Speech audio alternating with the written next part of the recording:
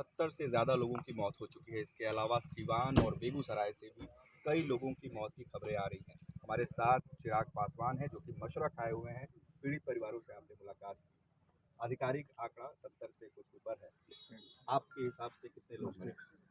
भाई, आधिकारिक आंकड़ा आज मैं खुद होकर आया हूँ, इसलिए मैं पूरे विश्वास के साथ कह सकता हूँ कि ये कहीं ना कहीं आंकड़ों को कम कर कर दिखाने का प्रयास पूरी तरीके से प्रशासन के द्वारा किया जा रहा है। और ये अभी से नहीं, ये जब जब ऐसी हत्याएं हुई, और मैं हत्या बोलता हूँ क्योंकि किसी को जहर देकर जब आप मारते हैं वो हत्या ही होती है। जब जब ऐसी हत्याएं हुई हैं, आंकड़े को कम करके दिखाने का प्रयास किया जाता है।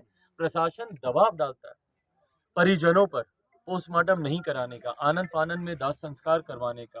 पोस्टमार्टम दाह संस्कार के बाद ये दबाव डाला जाता है कि ये नहीं बताना, ये नहीं बोलना कि जहरीली शराब से ये मृत्यु हुई है, नहीं तो तुमको भी जेल भेज दिया जाएगा। ये दबाव प्रशासन के द्वारा डाला जाता है। ये तमाम बातें दर्शाती हैं कि जिस तरीके से प्रशासन लीपापोती करता है, कहीं ना कहीं ये आंकड़ों को छुपाने के लिए, आंकड़ों को दबाने के लिए। हकीकत में कम से कम 250-300 हत्याएं हुई हैं यहाँ पे, जिसको महज 60-70 का रेशियो दिखाकर ये लोग बताने का प्रयास कर रहे हैं। उन परिवारों से मैं मिलकर आया हूँ, पर ये प्रशासन को दम मिलता कहाँ से है इस तरीके की लीपापोती करने का?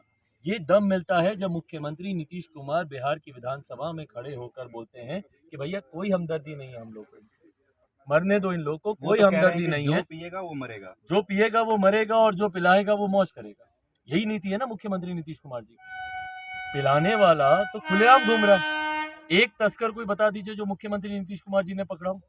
एक गिरोह कोई दिखा दीजिए, कोई ऐसा वेंडर दिखा दीजिए जो कि आज की तारीख में सलाखों के पीछे हो, जो अवैध शराब का निर्माण करता हो। कोई एक हमको बता दीजिए।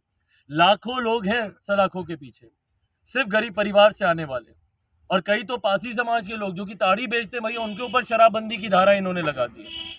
मतलब मुख्यमंत्री को ये भी नहीं पता कि एक नेचुरल, एक प्राकृतिक पदार्थ क्या है और शराब कैसे बनती है। दोनों को एक ही श्रेणी में डालकर शराबबंदी की धाराएं लगाकर पासी समाज के लोगों को भी इन्होंने जेल में डाल रखा है। और मुख्यमंत्री जी का ये कहना कि भैया मुआवजा नहीं देंगे, क्यों? क्योंकि हमदर्दी नहीं है। वो जाकर बोलेंगे मुख्यमंत्री नीतीश कुमार जी उस 20 दिन की बच्ची से, या उस 80 साल की बुजुर्ग महिला से जिसने अपने बेटे को खोया, बोलेंगे कि तुमसे कोई हमदर्दी नहीं है, मरा तुम्हारा बेटा बहुत अच्छा हुआ। इन लोगों का क्या कसूर था भाई? मान लिया कि जिसने पिया उसने गुनाह कर दिया, पर जितने आश्रित पीछे हैं, महिलाओं के लिए आपने कानून बनाया था ना, जाकर देखे मुख्यमंत्री नीतीश कुमार जी, महिलाएं रो रही हैं वहां पर, छोटे छोटे बच्चे बच्चियां रो रहे हैं वहां पर। उनका पालन पोषण करने वाला कोई नहीं है, उनकी रोजी रोटी देखने वाला अब कोई नहीं है। और मुख्यमंत्री किस घमंड से, किस अहंकार से बोलते हैं कि भैया हमारी कोई हमदर्दी नहीं है। बिहार के लोग हैं, बिहारी हैं, कभी ना कभी इन्होंने आपको वोट दिया होगा, आपको चुना होगा, और आज जिस अहंकार में आप बैठे हैं कि आप आना तक जरूरी नहीं समझते। कितना दूर है भैया मशरक इनके राजभवन से, इनके राजमहल से, जहां पर ये बैठे रहते हैं। एक हत्या पे जाना जरूरी नहीं समझते। इनका मौन रहना, इनका खामोश रहना मौन समर्थन है। आज अपराधियों के मन में डर क्यों नहीं है? क्योंकि इनको पता है कोई कार्रवाई नहीं है। कितने अपराधियों को पकड़ लिया इन्होंने, कितनी हत्याओं के दोषियों को सजा दे दी मुख्यमंत्री नीतीश कुमार जी ने। और ऊपर से जब ये विधानसभा में खड़े होकर मुस्कुराते हुए जब इस तरीके की भाषा का उपयोग करते हैं, तो ये अपराधियों का मनोबल बढ़ाने का काम करते हैं। परिणाम स्वरूप बिहार में ना जहरीली शराब बननी बंद हो रही है, ना बिकनी बंद हो रही है, ना उसके जुड़ी हत्याएं बंद हो रही हैं, और अपराध तो बढ़ता ही जा रहा है। जो स्थानीय लोग हैं वो बार बार थानों पर, पुलिस वालों पर, प्रशासन पर आरोप लगाते हैं कि उनकी मिलीभगत से ऑफकोर्स पूरा मिली एक भगत चेन है, बना हुआ है, जो ऊपर तक पैसा जाता है। ऑफकोर्स कहाँ मिली तक पैसा भगत। जाता है? आप चूंकि बड़े नेता हैं और नेताओं के बीच रहते हैं, कहाँ तक पैसा ये जाता है? भैया जांच का तो विषय है ही ना। पैरेलल इकोनॉमी आज की तारीख में खड़ी हो गई कि नहीं हो गई? पहले जब शराबबंदी नहीं थी तो जो राजस्व आता था वो अधिकृत तौर पर सरकारी खजाने में वो जाता था। पर आज की तारीख में मुझे लगता है कि ऑफिशियल जितनी शराब नहीं बिकती थी, अनऑफिशियली उससे ज्यादा बिक रही है। होम डिलीवरी हो रही है, सबको पता है कि होम डिलीवरी हो रही है, तो रेवेन्यू तो जनरेट हो ही रहा है। ये पैसा कहाँ जा रहा है? पैरेलल इकोनॉमी तो खड़ी हो ही गई ना, तो किसी ना किसी नेता, किसी ना किसी राजनीतिक दल की जेब में तो जा ही रहा होगा।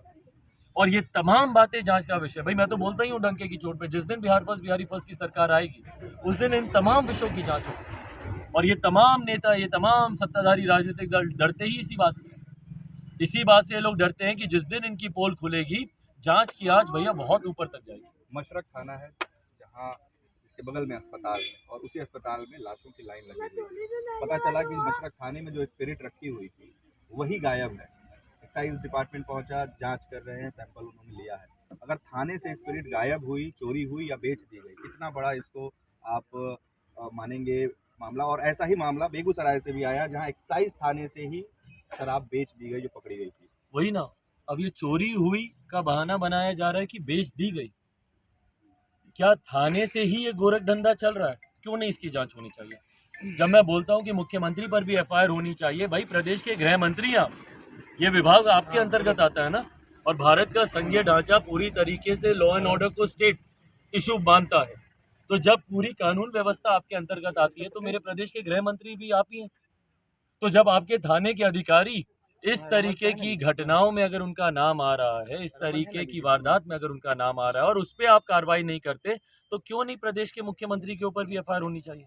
क्यों नहीं उनकी भी जांच होनी चाहिए? भैया क्यों कार्रवाई नहीं हो रही है? कहाँ गई वो स्पिरिट?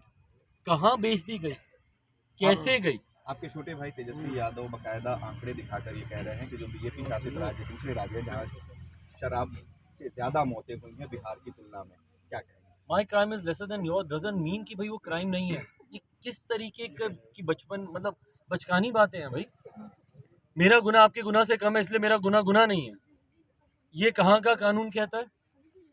और दूसरे राज्यों में क्या हो रहा है नहीं हो रहा है उससे क्या लेना देना? आज की तारीख में आपको बिहार प्रदेश की जिम्मेदारी दी गई है और मुझे ताज्जुब होता है कि कैसे इनके स्वर बदलते हैं। जब ये विपक्ष में थे कुछ महीनों पहले मेरे साथ ये भी दरवाजे घूम रहे थे, इन्हीं पीड़ित परिवारों से मिल रहे थे, और आज ये लोग आना जरूरी नहीं समझते। विपक्ष में अलग इनके सुर रहते हैं, सत्ता में जाते ही इनके सुर बदल जाते हैं। और जो भी मुख्यमंत्री के सुर में सुर मिलाएगा, उपचुनाव ने दर्शा दिया भाई, वो भी कहीं के नहीं रहने वाले। उपचुनाव ने पहले ही 2024-25 की तस्वीर दिखानी शुरू कर दी है। बिहार की जनता का आक्रोश इतना ज्यादा है कि जो भी मुख्यमंत्री नीतीश कुमार जी के साथ रहेगा, बिहार की जनता कभी अब उनके साथ आप जाने कह वाली रहे हैं मध्यावधि चुनाव होगा, इसके पीछे का क्या तर्क है? भाई जो अराजक परिस्थिति है, कल हम लोग जाएंगे महामहिम राज्यपाल जी से मिलने, उनसे हम लोग आग्रह करेंगे कि बिहार की अराजक परिस्थिति को मद्देनजर रखते हुए सही सटीक जानकारी केंद्र सरकार को महामहिम भेजें और केंद्र सरकार से बिहार में राष्ट्रपति शासन लागू करने की सिफारिश करें। तो राष्ट्रपति शासन लागू करने की मांग करेंगे चिराग पासवान। साथ ही साथ जहरीली शराब पर जो मौतें हो रही हैं उस मामले में खुद मुख्यमंत्री नीतीश कुमार पर एफआईआर करने की